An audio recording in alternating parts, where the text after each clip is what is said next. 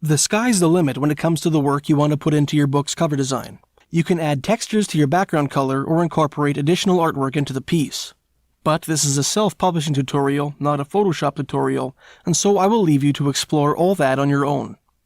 The last essential part of our cover design is the text.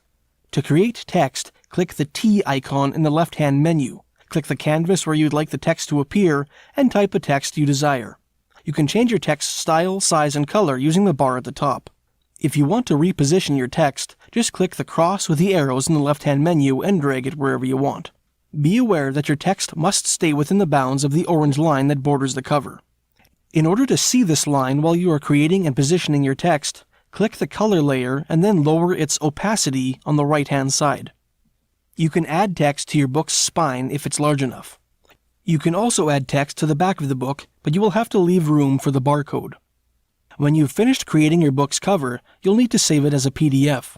To do this, click File, then choose Photoshop PDF as a Save As type. Save the file in your cover folder and entitle it Cover. In the next section, we'll begin the process of self-publishing our book on KDP. See you there.